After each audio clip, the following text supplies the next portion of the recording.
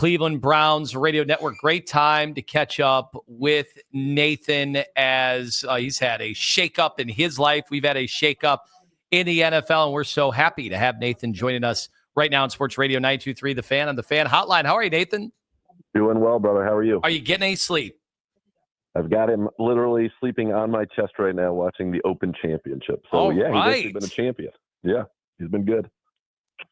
Congratulations. That's pretty awesome. Who's winning? Right now, Harmon is in the lead, who won the Open a few years ago, 7 under. Nathan, Albert Breer was on yesterday, said Deshaun Watson's still the best quarterback on the roster. So I ask you, who is the best quarterback on the Browns roster right now? You're going to wake up this kid with that question straight out of the gates? Yeah, right out of the gate. I think we're going to find that out. The winningest quarterback on the Browns roster is Kenny Pickett in terms of just career win percentage. Obviously, Joe Flacco had a great run with us a couple of years ago, going 4-1 in his 5 games, throwing for 300 yards every game. And then you have the rookies that we haven't seen necessarily in the National Football League.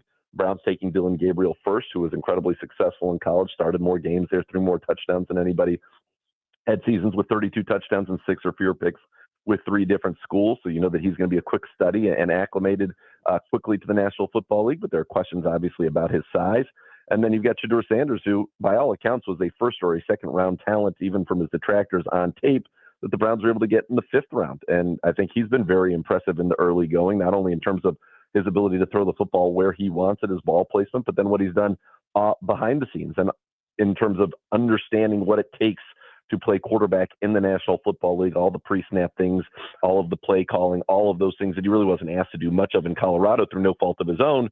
And he's been very impressive. So I think we're going to find the answer out to that question. I think what Browns fans really should hope and be more concerned with is not necessarily that we know that answer today, but that at the end of the year, there is a quarterback that you feel comfortable saying, this is the guy. And you can do kind of what the way the Chicago Bears did it and really build a franchise very quickly, starting with 2 first-round picks next year. But that can only come if you've got that guy. So, Nathan, what I have appreciated about this iteration of the Browns is that I know for a fact they are going to move heaven and earth to figure out what the best practices to roll out a training camp like this with this very complicated QB situation. I don't doubt that Andrew Berry, his staff, Kevin Stefanski, his staff, have looked over every iteration of the NFL anytime anything like this has popped up and how to get the team ready, how to get the quarterbacks ready to at least evaluate them and to get the best out of them. But I also think it is very complicated. And I wonder, how are they going to, get the reps to the guys that need it and also evaluate them in the best way? Yeah, and I think that's probably the $1 million question and one that we should start to get answers on as we get into camp. The way that kind of I see it, this is not gospel, these are not scores, this is just the way that I see it, is my guess is the initial plan is going to be to get Kenny Pickett ready to be the starting quarterback for the Cleveland Browns in week 1. And you have to understand, number one, he's been very successful in this division in his career, 15-10 as a starter. He's got the 7-game winning drives. Many people thought this was the type of offense, and in fact, when Arthur Smith went there, that would have been best suited to Kenny Pickett's skill set. Now, he obviously never played in that offense. So I think you want to get him ready. Still young, former first-round pick on his rookie deal. Potentially, could he be the guy down the road? You never know. But also, he's somebody that, let's say he has a very good year, that could net you a big-time compensatory pick if that ends up being the case. So my guess is he's going to get the first crack at it. I think Joe Flacco is here in the case that Kenny Pickett, falls on his face and the rookies are not ready to go week 1. And then obviously you can plug Joe Flacco in and we know what that looks like. And it's looked great with the Cleveland Browns. I really think that's going to be the goal, but I think you have to be so flexible because if Dylan Gabriel or Shedeur Sanders lights it up and is looking good, you need to give them more opportunities. You need to put them in situations where you can truly evaluate them. I think the Browns are going to take advantage of the fact that they've got 90 guys here in training camp and you can still run things on 2 fields simultaneously. I think you'll see that, but I do think that they need to be very flexible. If one of the young guys, not named Kenny Pickett, so Gabriel or Shedeur, one of the rookies, really starts to elevate and separate, you've got to find the way to give them the reps and give them the opportunity because this is a team that is certainly concerned with the present. You are certainly concerned with winning this year because your roster has too many stars and too many veteran stars to be in a full rebuild. But you're also, as you talked about earlier, in the pursuit of finding the answer at quarterback that can get this franchise in position to compete year in and year out with, forget just the AFC, talk about your division where you've got Lamar Jackson, a 2-time MVP, probably should have been a 3-time MVP, but I think, they said, even though this was your best season, we got to give it to somebody else. And then Joe Burrow, who played, I think, at an MVP level as well last year. Nathan, every time I say Kenny Pickett's going to be the starting quarterback, I get people who want to strangle me and throw me in the river. Now, there's a lot of people who want to strangle me and throw me in the river, but I'm with you. I think Kenny's the leader on this. I just don't think people want to accept it. I think that's right. And I think that part of that comes with, and I remember talking with Ken and Lima a few weeks ago about it, like, we were conditioned to not like Kenny Pickett. He was the starting quarterback of the Steelers, so we had to tear him down and tear down his hands and, he doesn't throw enough touchdowns and all those things because that's what fans do. That's part of being a fan. Now, what you're hoping is that he can come in and be an efficient operator of this offense. I think we'll find out really what ultimately this run game will look like, but we hope to have a very good run game. We drafted the running backs to that end, and now obviously with Quinshon Judkins off the field transgressions or the allegations, we don't know really what that looks like yet, but you've got an excellent defense that 2 years ago was the best defense in the NFL. I think you are better in the middle of your defense and certainly on the defensive line than you've been at probably any time since the Cleveland Browns have come back in 1999 in terms of the talent with a first-round pick in Mason Graham, a second-round pick in Mike Hall, and then not to mention Malik Collins, who's a professional pass rusher on the interior. So I think that there's a lot there to like. And Kenny Pickett has shown he can be clutch. You don't have 7 game-winning drives in 25 starts if you don't have some type of clutch meter and the ability to come through in pressure situations. And you just hope that carries over. But from what they've seen so far, I know the Browns believe that he can run this offense efficiently. He can make the throws to every level of the field. He's much more mobile than I think people realize. And he's somebody who's playing with a chip on his shoulder. And we've seen, some of these early quarterbacks bounce around the league. Obviously Baker going and now becoming a perennial Pro Bowler with the Tampa Bay Buccaneers. Sam Darnold, what he did last year in Minnesota. And, you're hoping that maybe Kenny Pickett can be a guy like that for the Cleveland Browns. All right, 21 days before the first preseason game against Carolina. And we know the whole NFL has totally changed how it deals with not only its starters and its quarterbacks come preseason, especially now with the 3-game schedule. Obviously, when we were young, it was very different. And the third game would be the game where we'd get the dress rehearsal and we'd get the starters. So is there any way that the Browns have operated in the past in the preseason that gives us an indication of how they'll do it this time around with the quarterbacks? I don't think so. And the reason is because I don't think you have somebody on this roster right now that you can say outside of Joe Flacco, if that's the way that they go, where you can say you really don't need preseason reps. You're going to be the starter. We're not even putting you out there. Like Kenny Pickett hasn't, I know he started a game last year in Philadelphia, but he hasn't been a full-time starter in 2 years. So I think he needs the reps. Gabriel needs the reps. Shador needs the reps. In fact, you have 3 games. I'd like to see each one of them start a game and play maybe the whole first half of the game, and whatever the order is, that's fine.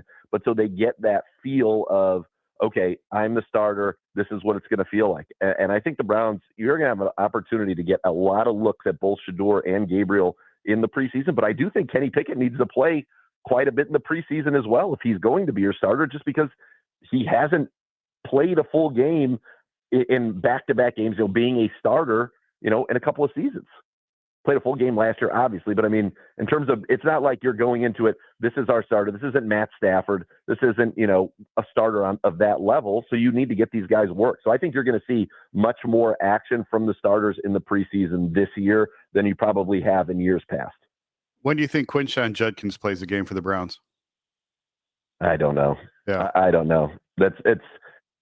I don't know. It's it's an unfortunate situation. We'll let the process play out. The Browns, and the NFL said that they will comment as things progress, but I have no idea. And I think right now that's unfortunately probably the least important thing when we're talking about Quinshon Judkins. What's amazing to me, Nathan, is I understand as someone who's been a critic of Andrew Berry in the past, like I go after him for, certain draft picks. We know how these guys are always going to be evaluated, wins and losses, and how good the draft picks are.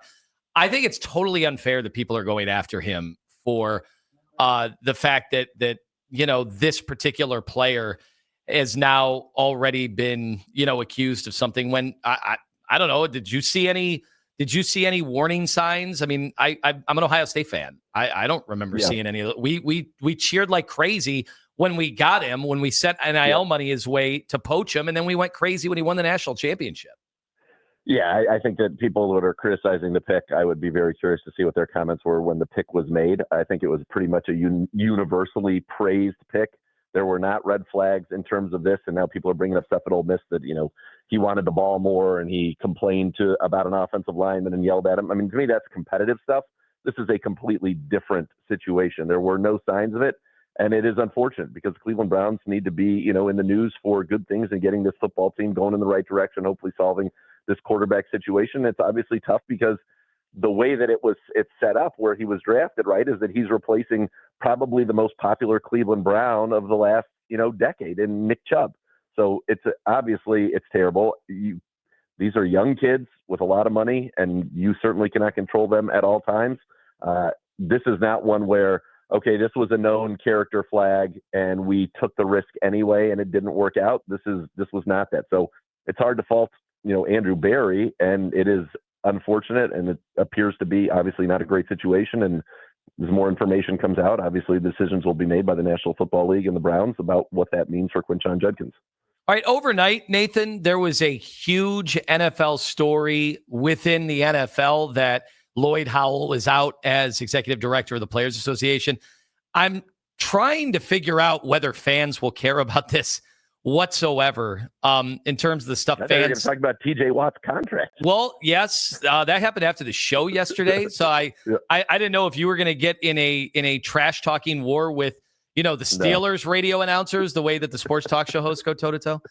No, that doesn't seem to manifest. Yeah, but this Lloyd Howell story, as he seems to not only be caught in the crosshairs of investigations that have been done about collusion with the owners, whether or not the Players Association was truly made aware of everything that transpired, and whether salaries have been suppressed because of all of this. How big of a bombshell do you think this will end up being? I think that into a niche audience, and probably to like the Mike Florio disciples, it will be a big story. I don't think it will be a big story overall. I think people love the product. I think people are seeing, salaries are suppressed. TJ Watt just signed for 3 years for $120-something million, which is basically in 3 years what his brother JJ Watt made for his entire career. So I don't think it's going to be as big of a story. People want football.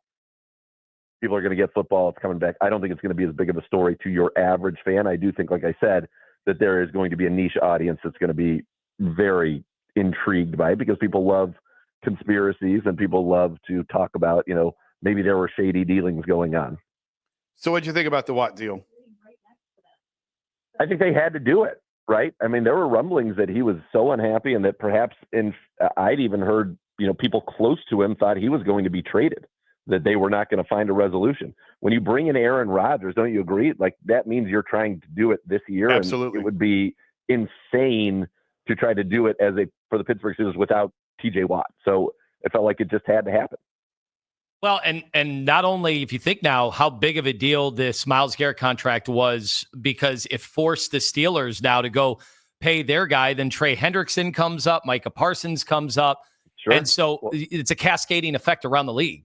Well, I think one of the reasons, and you mentioned a lot of things, but also Jamar Chase, his deal was after that. So I think that, the Browns were they set the bar and forced people in their division to go up above it, and it's happened. And I'll tell you what, with the Bengals, with Trey Hendrickson, this deal, Miles, and then this one coming off season where he led the NFL, I think it makes it even harder to see that one getting done. What's going to happen, Cincinnati is a fascinating study to me in the terms of they have everything there that they need to win a Super Bowl, but they don't operate their business in the way, and justifiably so, in the sense that their wealth is tied into, their wealth comes from the fact that they own the Bengals.